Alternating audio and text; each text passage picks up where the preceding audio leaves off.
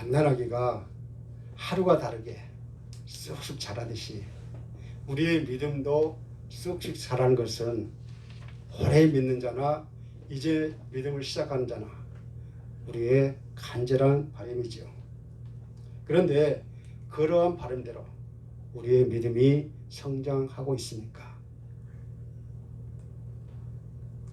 그렇지 못한 것이 우리의 솔직한 모습이 아닌가요?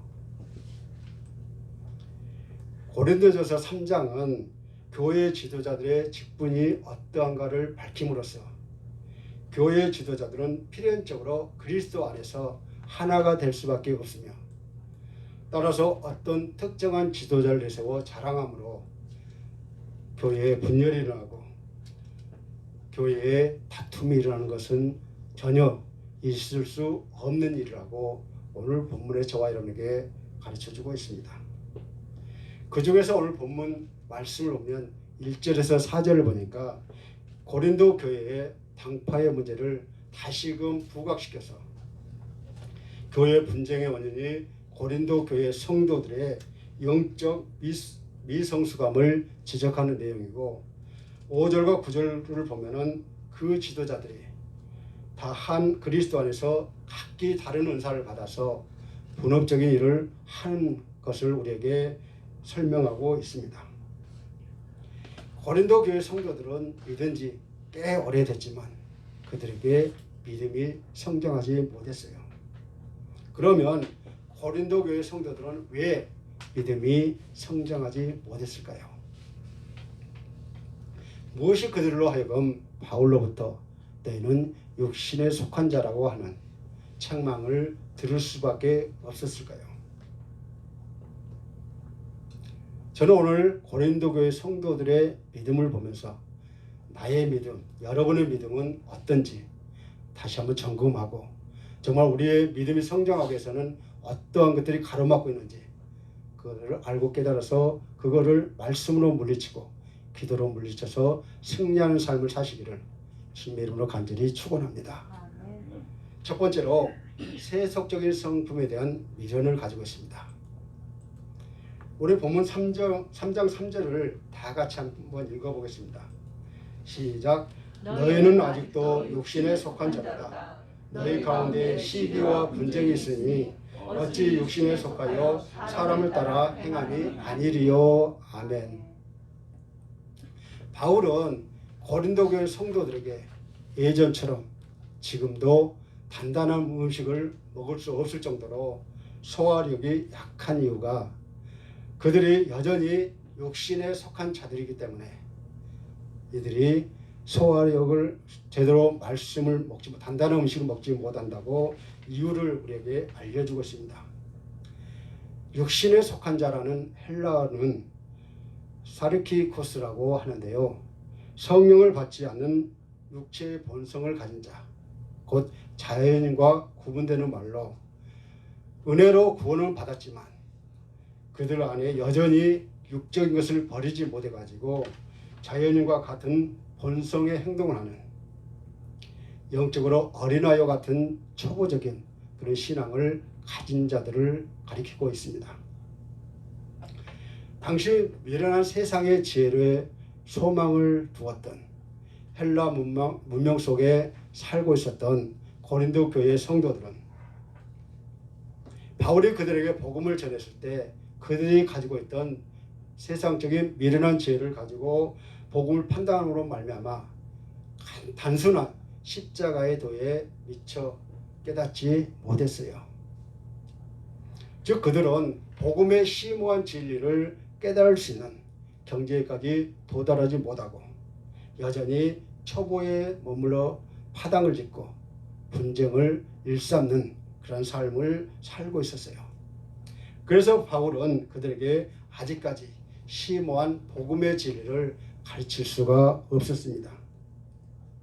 왜냐하면 그들에게 심오한 복음의 진리를 가르쳤던 경우에 복음의 초보에 있는 그러한 자들이 하나님의 깊은 지혜를 오히려 세상의 미련한 지혜로 판단하여 그리스도의 십자가가 헛되이 만들고 돌이킬 수 없는 분쟁으로 치닫을 수 있다는 것을 바울은 알고 있었기 때문이죠.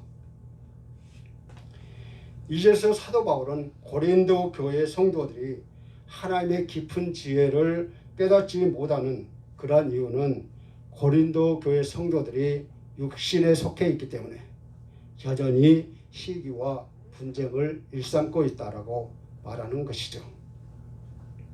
시기는 헬라어로 젤로스라는 의미인데요. 여기서 영어 젤러시가 나왔습니다. 그래서 시기는 좋은 의미에서 보면 선의의 경쟁, 열렬한 사랑, 열정을 의미하고 있는데 나쁜 의미로 보면은 질투와 분노 등을 의미하고 있습니다. 또한 분쟁은 말 그대로 언쟁과 다툼이라는 뜻으로 악에 찬 토론을 통해 갈라짐을 의미하고 있습니다. 그렇다면 한마디로 시기와 분쟁은 무엇이겠습니까? 육에 속한 헛된 영광을 구하고 남이 잘 되는 것을 셈내고 투기하는 것 아니겠습니까? 그렇습니다. 사도 바울은 고린도 교회의 분쟁의 원인은 그리스도의 복음을 영접하고 거듭나기는 했으나 성령을 쫓아 행하기보다는 여전히 세상의 기준이나 관점에 따라 생활함으로써 영적 분별력을 갖지 못하고 신앙의 초보자 단계에 머물러 하나님의 일보다는 사람의 일을 더 중요하게 여겼다라고 바울은 진단하고 있습니다. 고린도 교회 성도들은 이 육의 성품을 온전히 버리지 못한 채 서로 분열하고 다투고 시기하고 당을 지었던 것이지요. 그러니 믿음 안에서 어떻게 성장할 수 있었겠습니까? 그리스도의 취해야 할 관용과 사랑으로 서로 높여주며 화합하지 않고 오히려 시기와 분쟁으로 다투고 서로에게 상처를 주는 행위를 했던 것이죠. 그래서 사도 바울이 그들에게 너희는 육에 속한 자들이라고, 육신에 속한 자들이라고 책망한 것입니다. 사실 고린도 교회 성도들은 그들이 자랑하던 세상적인 지혜로 하나님의 일을 판단함으로써 하나님의 은혜와 그리스도의 십자가 대신에 인간의 공로를 나타내는 영적 미성수감에 머물러 있었어요. 무엇이 되었든 여러분은 예수님을 믿고 난 후에 세속적인 성품을 버리지 못할 때 여러분은 온전한 성장을 할 수가 없습니다. 그것은 여러분의 마음속에 잠복해 있다가 어느 순간에 결정적인 순간에 튀어나와서 저와 여러분을 삼키고 교회의 귀한 사명까지 망치게 만들고 있다는 것이죠. 그러므로 이제 여러분의 속에 내재 있는 세속적인 성품을 말끔히 청소해 버리시기를 바랍니다. 그리고 여러분의 마음속에 오직 성령의 열매만 가득 채워지는 그런 삶을 사심으로 하나님이 날마다 함께 하시고 하나님의 인도함을 받는 저와 여러분이 되시기를 주님의 이름으로 간절히 축원합니다. 두 번째로는 하나님의 절대 주권을 인정하지 않는 그런 교만함입니다. 본문 3장 5절을 다 같이 읽겠습니다. 시작. 그런즉 아볼로는 무엇이며 바울은 무엇이냐? 그들은 주께서 각각 주신 대로 너희로 하여금 믿게 한 사역자들이라. 아멘.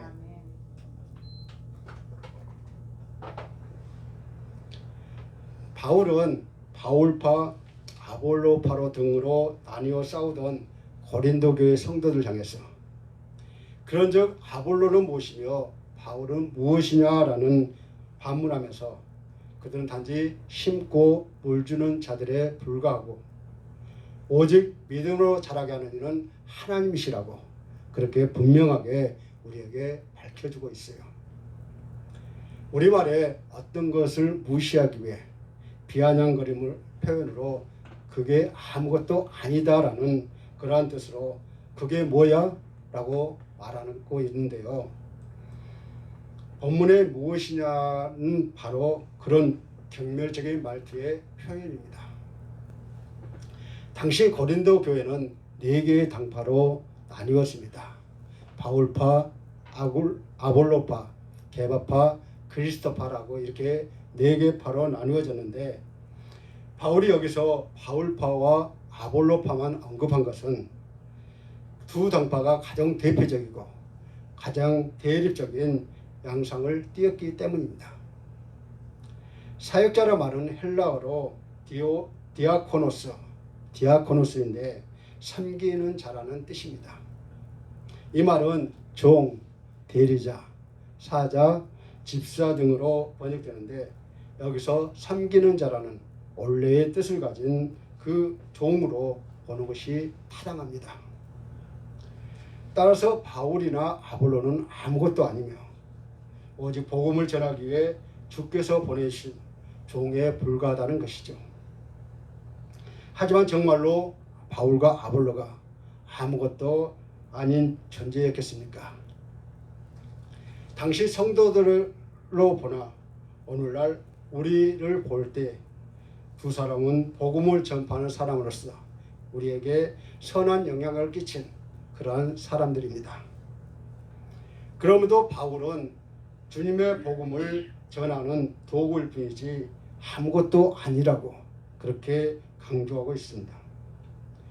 그렇기 때문에 바울과 아볼로와 같은 하나님의 사역자들이 당파의 우두머리가 될 수 없다는 뜻입니다. 그렇습니다. 성도를 믿게 하는 것도, 성도들의 믿음이 성장하는 것도 하나님의 절대 주권인 그 사역을 우리가 이루는 것으로서 성도의 영적 성장의 주체자는 바로 하나님이시라는 것을 우리에게 가르쳐주고 있습니다. 인간은 단지 그 일에 쓰임받는 자라는 것입니다. 바울이 고린도에 복음을 전하여 교회를 설립한 후에 아볼로가 에베소에 가서 브리스길라와 아굴라에게 복음의 진리를 듣고 깨닫고 그가 다시 고린도 교회에 와서 그의 말하는 그 말솜씨로 설교하고 복음을 증거함으로 교회가 성장할 수 있는 그런 환경, 그런 여건이 조성되었어요. 사랑하는 성도 여러분, 나무는 심고 나무에 물 주는 행위는 외적인 행위입니다. 그러나 자신의 피조물을 만드시고 관리하시는 하나님께서 허락하지 않으면 그러한 외적 행위를 이룰 수가 없다라는 것이죠. 하물며 영적인 일에 있어서 더 그렇습니다. 이처럼 성도를 성도되게 하시는 이는 오직 하나님 한 분 외에는 없습니다. 그러므로 외적인 경영을 하는 인간 사역자들은 아무것도 아니요, 하나님만이 영광과 존귀를 받으실 분이신 것입니다. 더욱이 바울과 아볼로는 하나님의 종으로서 하나님께서 맡기신 그러한 일을 했을 뿐입니다. 이에 바울은 고린도 교회 성도들을 추종하는 교회 지도자들은 하나님의 도구에 불과하며 오직 신앙의 열매를 맺게 하시는 하나님이심을 강조함으로써 고린도 교회 성도들이 진정으로 섬기고 추종해야 할 분은 바로 하나님이라는 것을 분명하게 고린도 교회 성도들에게 가르쳐주고 있습니다.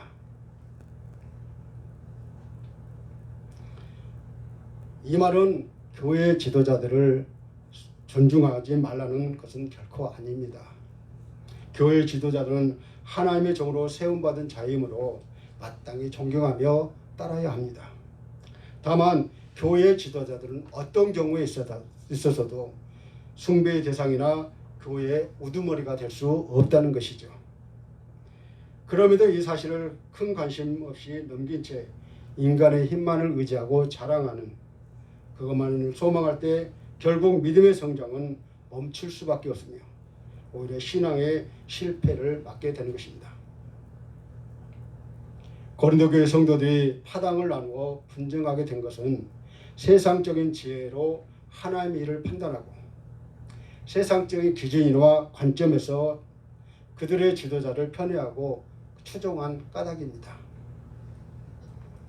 그러므로 우리의 진정한 믿음의 성장을 원한다면 내 뜻과 내 힘을 앞세우려는 교만을 버리고 인간만을 바라보는 어리석음도 버리고 오직 우리를 온전히 믿음에 이르게 하시는 하나님만을 겸손히 인정하고 의지하는 자들이 되어야 할 것입니다.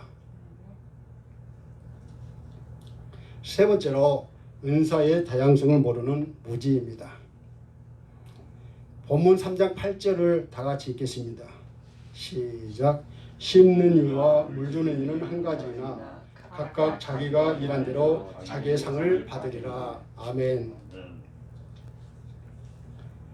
바울은 본문에서 바울이나 아볼로는 하나님의 일을 하는 동역자로서 그들이 심는 일을 하든 물을 주는 일을 하든 하나님 안에서는 모두 같은 일을 했다는 것을 강조하고 있어요. 다시 말하면 두 사역자의 역할이 하나님이 원하시는 사역을 수행했다는 점에서 같다는 것이죠. 여기서 한 가지는 똑같다, 하나다라는 뜻입니다. 사실 복음을 전하는 행위나 성도를 양육하는 행위는 각각 사역의 형태는 서로 다르지만 하나님의 뜻에 하나님의 목적에 이루기 위해서 같다는 점에서 한 가지라고 말하고 있는 것이죠. 왜냐하면 양자 모두 복음을 전하는 자나 성도를 양육하는 자나 천국의 확장을 위한 행위이며 하나님 나라를 조성해 나가는 그러한 일에 함께 합력하는 그러한 일꾼이라고 말하고 있는 것이죠. 그래서 그들에게는 본질상 위아래가 없는 것이고 그러므로 누가 크냐라고 따지는 그러한 당파도 우두머리가 될 수 없고 더군다나 한 지체이기 때문에 분리되어서는 안 될 것을 말씀하고 있는 것이죠. 결국 바울은 하나님 앞에서 같은 중요성과 같은 목적을 가진 자신과 아볼로의 사역을 놓고 고린도 성도들이 다시 분열하고 파당을 짓는 것을 보면서 심히 어리석은 일이라고 그렇게 말하고 있습니다. 그렇습니다. 하나님의 일은 어느 누구만 통해서 진행되는 것이 아닙니다. 각자의 맡겨진 사명과 재능에 따라 자기 자리를 지키며 그것을 하나님 안에서 일치시키고 화합함으로써 하나님의 역사가 진행된다는 것을 우리에게 가르쳐주고 있는 것이죠. 본질적으로나 큰 의미에서 보면 모든 하나님의 사역자들은 하나이지만 각각의 개인을 볼 때는 각각의 사역자들은 자신들이 받은 달란트대로 얼마만큼 많은 열매를 거두었느냐에 따라서 상이 달라진다고 말씀하고 있는 것입니다. 다시 말하면 하나님의 사역자들은 하나님이라는 큰 경영자 앞에서 다 한 가지로 보잘것없는 존재들이지만 개체들로 볼 때는 심었기에 더 많은 상을 받거나 물을 주었기에 더 많은 상을 받는 것이 아니라 각자 하나님께서 맡기신 일을 얼마나 충실히 감당했느냐에 따라서 상을 받게 된다는 것이죠. 그리고 그렇게 서로 연합함으로써 서로의 부족함을 채워주고 도와주게 되어 성도 간에 더욱 믿음을 크게 할 수 있는 것이죠. 만약 우리가 하나님 안에서 은사의 다양성을 모르고 각자의 일만을 중요시하고 고집한다거나 서로 연합하지 않을 때 우리가 더 큰 믿음을 얻을 수 있는 그러한 기회를 상실하고 말 것입니다. 그러므로 우리의 어리석음을 깨우치고 은사의 다양성을 바로 아시기를 바랍니다. 은사의 다양성은 서로 다툼과 분열을 위해서가 아니라 온전한 화합과 일치와 합력을 위해서 있다라고 말씀하고 있는 것입니다. 그럴 때 우리의 믿음도 자라고 교회도 성장할 줄 믿습니다. 사랑하는 성도 여러분, 여러분의 믿음이 성장하기를 원하십니까? 그렇다면 먼저 여러분 마음속에 있는 세속적인 성품을 버리십시오. 세속적인 성품 그 일부라도 내 마음속에 있다고 한다면 우리의 믿음은 성장하지 못하고 있습니다.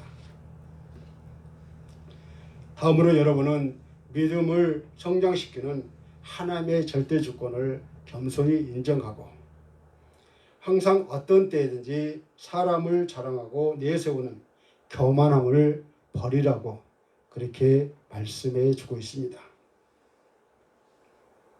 그리고 은사의 다양성을 바로 깨우쳐서 서로 화합하고 합력해야만이 우리가 선을 이룰 수 있습니다.